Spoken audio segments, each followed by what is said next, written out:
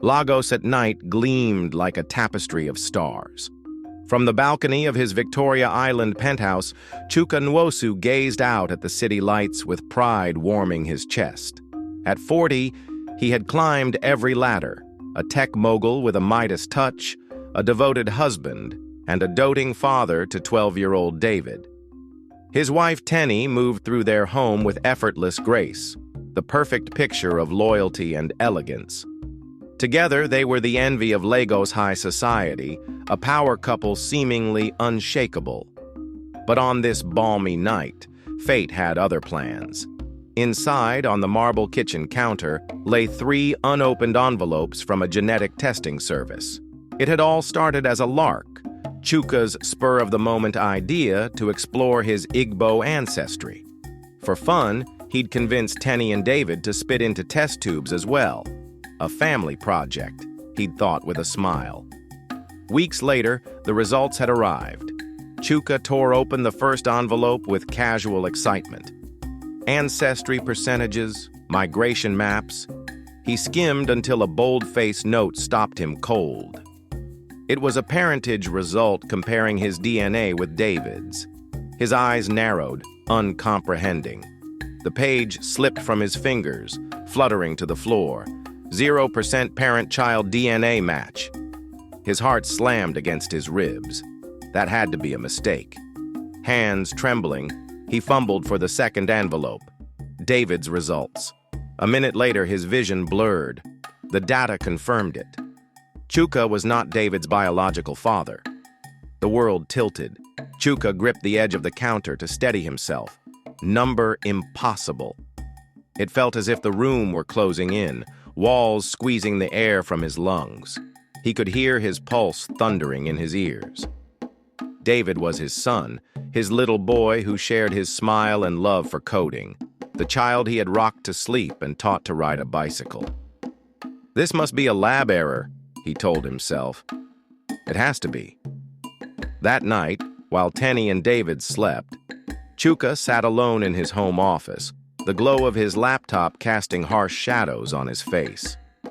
He ordered 2 more paternity tests from 2 different labs under false names, sending in samples quietly. Each agonizing week that passed, Chuka lived as a man divided, outwardly maintaining a veneer of normalcy, inwardly consumed by dread and desperate hope. He barely slept. When he did, nightmares jolted him awake, Tenny's laugh echoing with someone else's voice, a faceless stranger cradling his son. When the additional results arrived, Chuka tore them open in a frenzy. The truth refused to change. David was not his son. Each report was a hammer blow to his chest, shattering the remaining shards of his trust. By the third confirmation, something inside Chuka hardened into ice. Betrayal. The word seethed in his mind like poison. That evening, as thunder rumbled in the distance, Chuka confronted Tenny in the living room. He stood stiffly by the fireplace, clutching the lab printouts in one fist. Tenny sat on the sofa, elegant in a white silk robe, scrolling through her phone. She glanced up, noticing his ashen face. "Chuka, darling, what is it?" she asked, a nervous laugh in her voice. He said nothing at first. The only sound was the patter of rain against the windows. Chuka stepped forward and held out the crumpled pages. "I got the DNA results," he said quietly, voice taut as a drawn wire. Tenny's smile faltered. She took the papers gingerly, eyes scanning. With each line she read, the color drained from her face. Her hand flew to her mouth. I can explain," she stammered, standing up on unsteady legs. Chuka's temper snapped. "Explain?" he roared, months of suppressed anguish bursting free. He grabbed the papers back and flung them into the air. They fluttered around her like accusatory confetti. "Explain how David is not my son? How I've lived a lie for 12 years? Tenny's composure shattered. Tears welled in her eyes, spilling down her cheeks. "Chuka, please." I was going to tell you." "When?" he thundered. "Were you ever going to tell me? Or were you just planning to let me raise another man's child until the day I died?" His voice cracked with pain on the last word. Tenny collapsed to her knees, sobbing openly now. "It was a mistake," she cried. "A terrible mistake." She clasped her hands together as if in prayer. 12 years ago, we were going through that rough time, remember? We were barely speaking. I was lonely, hurt. I ran into Conley at a friend's party. We had too much to drink. I swear it was only that one time. Her voice broke. You had left town after our fight, and I was weak. I never meant for it to happen. Chuka felt as if he'd been punched in the gut at the mention of Kunle's name. Kunle, an old university boyfriend of Tenny's. Chuka knew of him. A charming layabout back then, now an entrepreneur of sorts. The thought of Kunle's hands on Tenny made Chuka's stomach churn with rage. Tenny crawled forward, grabbing at Chuka's trousers. "I found out I was pregnant a month later," she whispered. "I knew it might not be yours, I knew. But then you came back, and you were so sorry about our fight and so loving. I was afraid, Chuka, afraid to lose you. So I lied. I told myself it was our baby, that it had to be." She sobbed, forehead pressed to his knees. "By the time he was born, when I saw David's face, I knew he wasn't yours. But I couldn't bear the thought of what telling you would do to us. So I kept the secret. I thought it would be okay, that you'd never have to know." Chuka looked down at the woman clinging to him. He hardly recognized her now, a stranger who had worn his wife's face for years. His jaw worked, and a bitter laugh escaped his lips. "You've been deceiving me every second of David's life." Tenny shook her head frantically. "I love you, Chuka. You have to believe me. I love you. I love David." "Don't!" he snarled, wrenching himself from her grasp. Tenny fell back on the rug, trembling.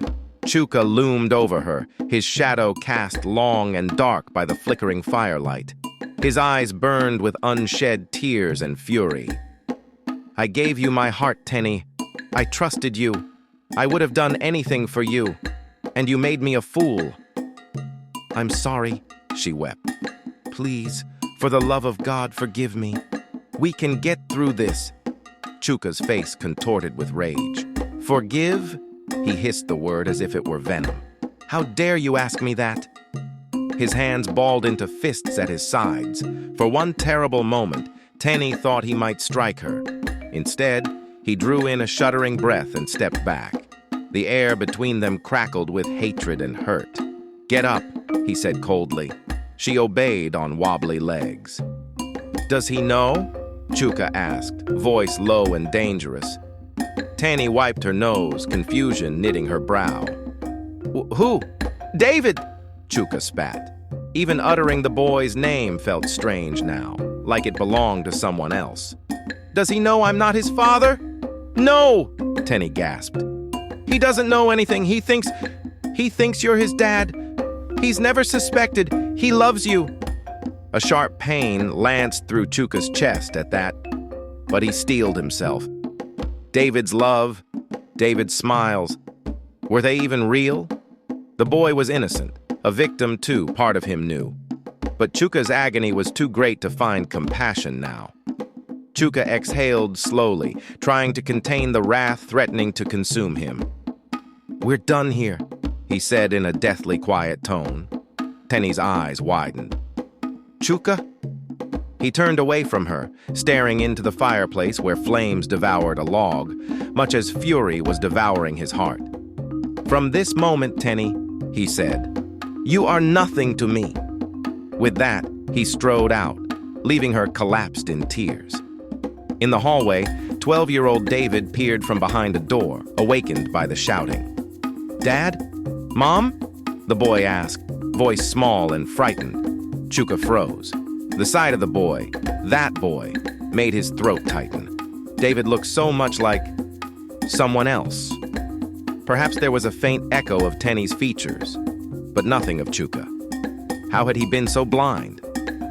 "Go back to bed, David," Chuka managed, his voice strained but firm. David opened his mouth to speak, but the stern look on his father's, no, on Chuka's face brooked no argument. The boy retreated, eyes shiny with confusion.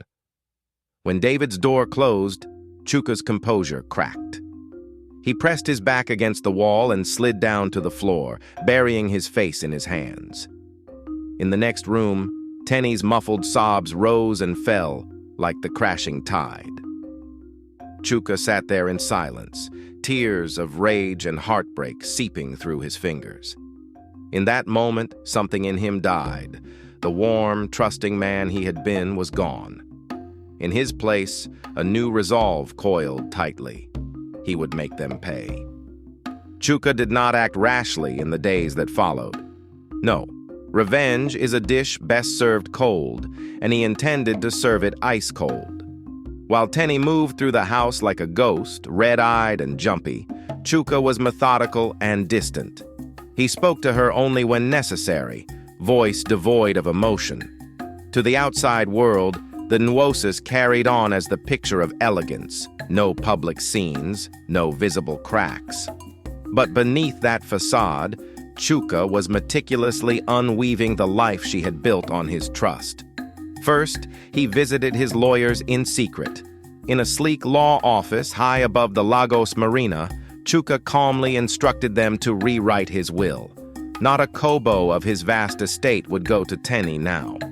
And David, Chuka's chest constricted, but he hardened his heart. David would inherit nothing as well.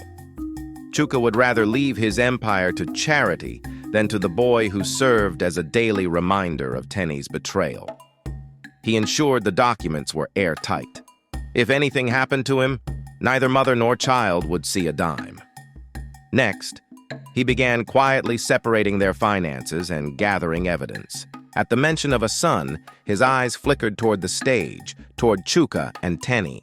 A strange tension gripped him. Chuka inhaled slowly, then delivered the dagger with an icy smile. So, let us drink, my friends, to the woman I loved, who bore me a son that was never mine. For a heartbeat, no one reacted. It was as though the room itself took a collective breath. Tenny stood stock still, glass in hand, as if turned to stone. Then gasps rippled through the hall. A murmur of shock, confused whispers. What did he say? Never his? What does he mean? Tenny's face had gone chalk white. Chuka, please, she whispered, reaching for his arm. But Chuka sidestepped smoothly, avoiding her touch. He wasn't finished. That's right, he announced, louder now, addressing the stunned audience. His voice was almost jovial, but his eyes were blazing.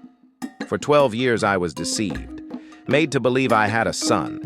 It turns out my loving wife, he nearly spat the word, decided to let me raise another man's child. He gave a mirthless laugh that echoed. Quite a surprise, isn't it? A round of applause for Tenny, ladies and gentlemen, for her stellar performance as a faithful wife. Tenny choked on a sob, shaking her head, arms outstretched in entreaty. The murmur among the guests had grown to an uproar. Tenny's parents, seated at the front, stared in horror. Chuka's elderly mother pressed a hand to her chest as if she might faint. Phones were coming out, some guests too shocked to move, others already recording this scandalous revelation. From the back, Kunle made a quiet move toward the exit, panic on his face. But Chuka's voice rang out, commanding attention once more. Ah, and speaking of the other man... He scanned the crowd until his gaze found Kunle trying to slip away. Don't be shy, Kunle. This is your moment too. All heads turned. Kunle froze like a deer in headlights. The room parted as people stepped away from him in disbelief. Chuka sneered, raising his glass in a mock toast toward the man. To Kunle, he said with biting sarcasm, old friend of my wife, and the true father of the boy I raised. Kunle opened his mouth, but no words came. In the silence, thunder rumbled faintly outside, nature's drum roll to the drama inside. Tenny covered her face with both hands, sobbing. David, who had been whisked away by Chuka's sister when the shouting began, peeked from behind a doorway, confusion and fear in his young eyes as he watched his world fall apart. Satisfied that his bombshell had hit its mark, Chuka set down the microphone. The hall erupted into chaos, some guests rushing to comfort Tenny, others angrily confronting Kunle, who was desperately denying nothing in particular. Chuka stepped off the stage and handed his untouched champagne to a passing waiter. As he walked out, he felt a strange calm wash over him. The roaring in his ears had quieted. "It is done," he thought. With that, he left the pandemonium behind, exiting into the warm Lagos night alone. The fallout was swift and brutal. By the next morning, the scandal was the talk of the city. In a society where reputation was everything, Tenny had become a pariah overnight. Her phone rang incessantly, not with support, but with outrage and scorn. Friends wanted nothing to do with her. Charitable boards she sat on requested her resignation to avoid taint by association. Gossip blogs had a field day splashing the story online. Society wife bears illegitimate son. Mogul husband exposes cheating at anniversary gala. Within days, Tenny's carefully curated world disintegrated. She moved out of the penthouse under Chuka's cold directive. There was no argument left in her. Shame had broken her spirit. Paparazzi hounded her as she left in a simple black dress and dark sunglasses, cramming a few hastily packed suitcases into her car. She kept her head down, but cameras still caught her tear-stained face. The once radiant society queen now looked small and defeated. Chuka filed for divorce immediately. His lawyers, armed with the damning evidence of paternity fraud, pressed for maximum retribution.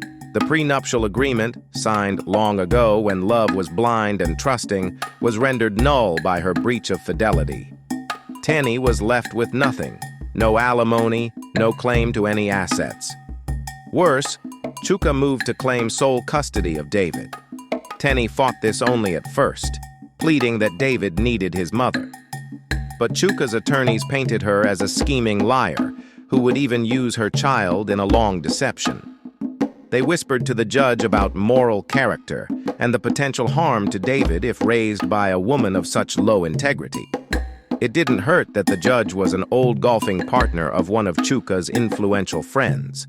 Pulling strings behind the scenes, Chuka ensured the ruling went his way. He wasn't doing it out of love for the boy. Love had no place in him anymore. He simply wanted to leave Tenny with nothing to hold on to. He hired a private investigator to dig up every scrap of information on Tenny's affair with Kunle. Bank statements, old emails, text messages, anything to strengthen his position for what was to come. Some nights, long after Tenny had cried herself to sleep in the guest room, Chuka had banished her from their bedroom, he would sit alone reviewing the investigator's findings. Each new detail of her secret, clandestine phone calls, a receipt for a hotel room 12 years ago, was salt in his wound, but it steeled his resolve. 2 weeks later, Chuka made his first public move. He arranged for a lavish party to celebrate his and Tenny's 15th wedding anniversary. The irony of it was delicious. Tenny was stunned when he announced the idea over breakfast. She looked up from her untouched toast with puffy eyes, clearly hesitant. You want to throw an anniversary party?" she asked quietly. Chuka gave her a cool, unreadable smile. "Of course. It's a special milestone, isn't it? We should celebrate." His tone was so smooth, so convincing, that for a moment, hope flickered in Tenny's face. Perhaps she thought he was willing to mend things, to forgive. She could not have been more wrong. Over the next week, invitations went out to family, friends, and Lagos high society. An upscale event planner was hired. Tenny, confused but desperate to cling to normalcy, went along with the preparations in a daze. She chose an elegant gold gown for the occasion. Chuka made sure her jewelry, gifted by him in better times, was polished to a shine. They would put on a show one last time. The night of the party arrived warm and clear, the earlier storms having given way to a pleasant evening. The ballroom of the Echo Hotel glittered with crystal chandeliers and blooming white orchids. Over 100 guests mingled, sipping champagne and offering congratulations to the beautiful couple. Chuka played the gracious host to perfection, greeting dignitaries and business partners with firm handshakes and easy laughter. Tenny stayed by his side, smiling politely, though Chuka could feel the slight tremor in her arm intertwined with his. David was there too, dressed in a little navy suit, happily unaware of the dark undercurrents. He basked in the attention, proudly telling anyone who'd listen about the new coding project his dad was helping him with. Each such comment was another twist of the knife in Chuka's gut, but he maintained his mask. As dinner was served, Chuka kept his plan firmly in focus. He would wait until just the right moment, when all eyes were on them. The dessert course was cleared. The band struck up a soft, jazzy tune. Finally, the toastmaster tapped a spoon against a glass to hush the murmurs. It was time for speeches. Tenny stood first, unexpectedly. She forced a smile and took the microphone, her knuckles white around it. In a wavering voice, she thanked everyone for coming. 15 years, she said, casting a tentative glance at Chuka, is a milestone we couldn't have reached without the love and support of all of you here. Chuka watched her, admiring how well she could still play the role. Only he noticed the subtle quiver in her voice. Tenny cleared her throat. To my husband. Her voice caught just for a second, and she quickly continued. To Chuka, my rock, my partner, my best friend, I love you. She raised her glass. To many more years ahead. A polite cheer and clinking of glasses followed. Chuka inclined his head in acknowledgement, a tight smile on his lips. Tenny exhaled, relief washing over her face as she passed the microphone to him. Perhaps she believed the worst was over. Little did she know the coup de grace was at hand. Chuka took the microphone, his heart pounding slowly, steadily, each beat measured with purpose. He surveyed the expectant faces, friends, colleagues, elders, all looking at him with admiration. His gaze found Tenny's eyes. There was a plea in them, a silent prayer that he would keep their facade intact. He felt nothing but a cold disdain. He raised his champagne flute high. I'd like to thank you all for being here tonight, he began smoothly, his baritone voice carrying through the hall.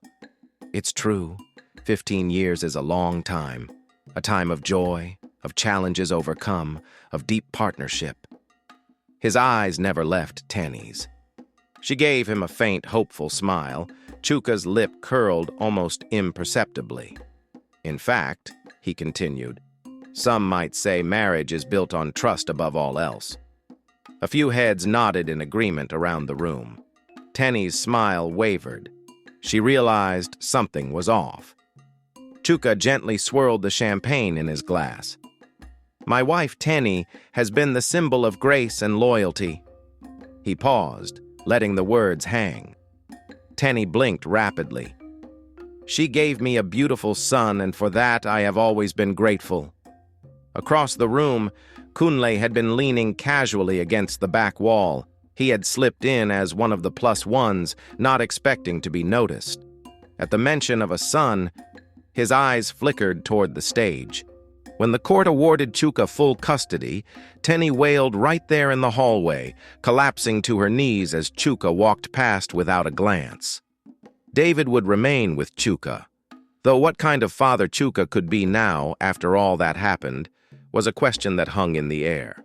The boy was a pawn in a war between adults, too young to understand why his mother was being taken from him and why his father's warm smiles had turned to ice. Chuka's vengeance did not stop with Tenny. Kunle soon found his comfortable life turned upside down as well. A few discreet calls from Chuka led to contracts being canceled and investors pulling out from Kunle's fledgling tech startup. His loans were called in by the bank without explanation. Chuka had quietly bought the debt. Within a month, Kunle's business collapsed and he faced bankruptcy. As he boxed up his office, a curt notice arrived informing him he was under investigation for tax irregularities. Chuka's doing, of course. If he couldn't put Kunle in jail, he would at least keep him too occupied and broke to ever threaten his world again. By the time Chuka was done, both Tenny and Kunle had lost everything they valued: reputation, stability, future. Exactly as they had robbed Chuka of the life he thought was his, he robbed them in return. Yet for all the cold satisfaction his revenge brought, Chuka found himself emptier than ever. The penthouse was silent now. David tiptoed around like a guest in his father's home, too scared to call him Dad anymore after overhearing the truth. At night, Chuka wandered the halls alone, the echo of happy memories tormenting him. In the living room, where once family photos lined the shelves, the frames now stood empty. He had ordered Tenny's pictures removed, unable to bear her smiling face, and unable to bear David's either. The boy's laughter, once the soundtrack of Chuka's evenings, was gone. In his quest to destroy the people who betrayed him, Chuka had also destroyed the family life he'd cherished. One stormy evening, several months later, a knock sounded at Chuka's door. Rain lashed the city, wind rattling the panes. Chuka frowned. He wasn't expecting anyone. David was at a boarding school now. Chuka's choice. He couldn't stand the daily reminder under his roof. It was just him and the quiet, high-ceilinged rooms. He approached the door cautiously. Through the side-light window, he saw a figure drenched in rain, clothes clinging and hair plastered to her face. Tenny Chuka's jaw tightened. He had not seen her in person since the divorce was finalized. Opening the door, he was struck by how frail she looked. Tenny, once so proud and radiant, now stood shivering, water dripping from a broken umbrella at her feet. Her eyes were red and pleading. "Chuka," she said, barely audible over the downpour. "Please, I'm sorry to come here. I didn't know where else to go." He remained silent, gripping the edge of the door. The sight of her stirred a whirlwind of feelings. Anger, yes, but also a pang of something like grief for what had been. He quickly smothered it. Tenny swallowed hard. "I heard David was sent away. I needed to see you.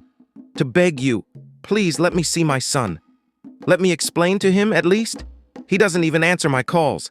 He's just a child. He doesn't understand." Her voice cracked. "Chuka, I am begging you. I have nothing left. You've taken everything. I'm sorry. I am so sorry." Tears mingled with the raindrops on her face. For a long moment, Chuka stared at her. This woman before him was but a shadow of the Tenny he once loved. How small she seemed now, how humbled. Once he would have moved mountains to erase her tears. Now he felt only a distant pity and a grim satisfaction. She deserved this. "You should have thought of that before," he said quietly, each word measured and cold. Tenny sobbed, clutching her arms around herself. "You don't have to forgive me. I know I don't deserve it. But David, he's innocent, Chuka. He's our son in every way that matters except blood. Don't punish him like this. Please." At that, Chuka's eyes flashed with pain and fury. "Our son?" he echoed, voice rising. "He was never my son, Tenny. That was just another one of your lies." Tenny flinched as if slapped. "He loves you," she whispered. "You're the only father he's ever known. Blood doesn't change that." Chuka felt a wave of conflicting emotions threaten to break through his stony facade. Memories of holding little David's hand on the first day of school, or the boy falling asleep on his chest during movie nights. For an instant, guilt flickered in his heart. But then he remembered the image of Tenny entwined with Kunle, an image his tortured mind had conjured 1,000 times, and the sympathy turned to steel. "I will take care of David in my own way," he said, voice icy. "You made sure I wasted 12 years of my life on him.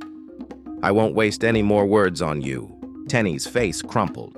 Lightning flashed, illuminating the desperation in her eyes. If you ever loved me at all, Chuka." "Loved you?" He let out a harsh, hollow laugh. "The woman I loved never really existed. She was a figment, a mask you wore. That woman is dead, and you," his voice dropped to a hateful whisper, "are nothing to me." Tenny covered her mouth, a moan of anguish escaping as tears streamed. She seemed about to collapse right there on the doorstep. "Please," she sobbed one last time. "Some part of you must still—" Chuka had heard enough. His face was stony, unyielding. He stepped back, preparing to close the door. His final words were cold and quiet, cutting through Tenny's cries. "Go. Don't ever come here again." Their eyes met, her gaze pleading, his filled with resolute contempt. In that exchange, any remaining hope in Tenny's face withered. Chuka held her stare for a moment, etching the image of her despair into his memory, a grim trophy for his conquered revenge. Then, without another word, he shut the door in her face. Outside, Tenny's frail silhouette crumpled against the closed door. She wept in the rain, calling his name once, twice, then only sobbing. Chuka stood just inside, eyes closed, breathing hard as he pressed his back to the door. He listened to her cries until they finally faded into the storm and the night. He felt a hollowness inside. This was the finale he had orchestrated, the final act of retribution. And he had carried it out to the bitter end. Some betrayals can never be forgiven. In the silence of the foyer, Chuka whispered to himself, as if pronouncing a judgment. Paternity fraud is more than just a lie. It's a theft of trust, a crime against the soul. He bowed his head, the weight of that truth settling coldly on him. In the end, everyone had paid the price. Tenny lost her family and honor. Kunle lost his livelihood. David lost the innocence of his childhood, and Chuka lost the loving heart he once had. As the storm raged on outside, Chuka Nwosu walked away from the door into the emptiness of his home. He had won his vengeance, but at the cost of his own peace, a price he would bear forever.